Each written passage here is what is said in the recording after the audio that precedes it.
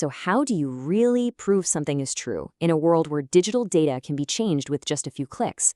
You know, from a simple email to a critical supply chain document, our trust in digital records is, well, it's pretty fragile. All right, let's dive into a technology that's designed to make digital proof actually provable. And it all kicks off with a story. There's this developer, David Dand, who was in a dispute with a rail company about a canceled train. The company swore they sent him a compensation email. They even had a log file to prove it. But, and this is the crazy part, he found out that their proof was a total lie. And we're not talking about some huge multi-million-dollar corporate showdown here. This was a fight over a pretty small amount of money, which honestly makes what the company did even more shocking. 250 pounds. That's it.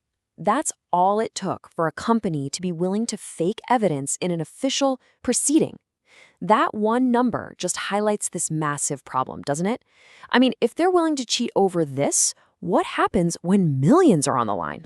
So how'd they pull it off? It was actually pretty sneaky. On the left, you see the so-called proof they showed everyone, just a simple log saying an email was sent. But the reality, on the right, was a bit of digital sleight of hand. They just sent the email to a dummy address, one they owned, and then edited the log file to look legit. Simple as that. And this, right here, is the real heart of the problem. You know, it's one thing to prove something did happen. You can show a receipt, a file, a log, but proving something didn't happen? How on earth do you prove the absence of something?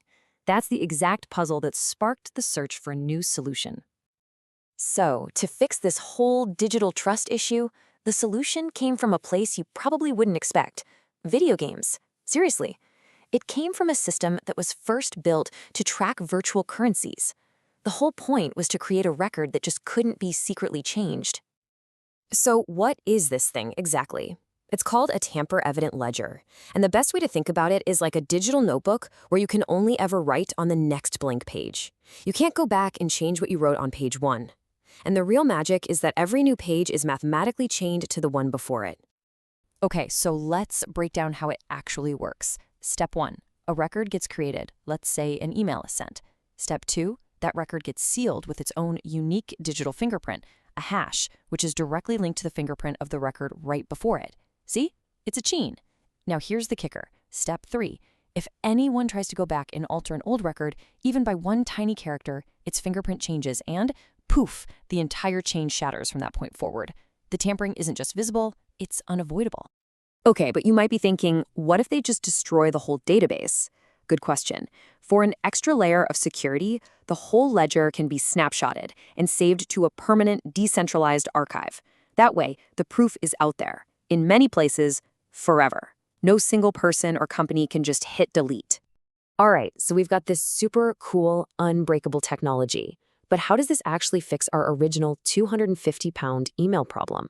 How can this digital chain prove you either did or, more importantly, did not get an email? A real entry on one of these ledgers would look something like this. Pretty straightforward, right? You've got the timestamp, the sender, the recipient, the status, and there it is, that special hash token that locks it all in place. It's clean, it's verifiable, and it's there for good. And this is where it gets really powerful. Proving delivery? That's the easy part. The sender's log and the recipient's log both exist, and they match. But check out the other side. This is the game changer. You can finally prove non-delivery. The sender's log is there, plain as day, but there is a verifiable hole where the recipient's log should be. You can finally prove a negative. And as you can imagine, this goes way, way beyond just disputed emails. This concept, having a record you can absolutely 100% trust, that has huge implications for entire industries where the stakes are, well, a little higher than 250 pounds. I mean, think about giant regulatory systems like the EU's carbon import tax, where you have to prove exactly how much carbon was emitted to make a product. Or what about massive global supply chains, where you have to prove exactly where your raw materials came from? All these systems live and die by the integrity of their data. And the consequences of getting it wrong? They are very, very real. The need for trust in your data is sky high. If you mess up, we're talking huge fines. Mess up really badly, and you could lose the certifications that let you do business in the first place. That is a massive risk for any big organization. So how would this work with something like a carbon emission certificate? It's actually really simple. Step 1, you upload the PDF. Step 2, the system generates its unique digital fingerprint, that SHA-256 hash. And step 3, that fingerprint gets locked into the ledger. And just like that, you have ironclad proof that this specific document, without a single comma changed, existed at this specific moment in time. So, okay, this tech sounds pretty amazing, right? A powerful solution to a big problem. But, even the person who built it admits there are still some big questions left to answer about how it all fits into the real world. First up, is this one of those cool technologies that's a solution looking for a problem, or is it actually solving a real, painful headache for people in complicated fields like supply chain management and environmental compliance? And here's another thing. Does it have to be a total replacement for everything companies use now?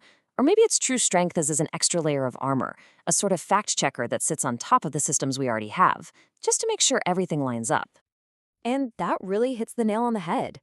The goal here isn't to tear down these massive multi-million-dollar platforms that companies already use. It's about adding a simple but incredibly powerful layer of trust on top, just to make sure that what's recorded stays recorded permanently.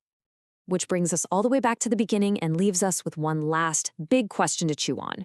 In a world where digital proof can be faked for just a couple £100, what's the real value of creating something that is, without a doubt, provably unchangeable? In the end, what is proof really worth?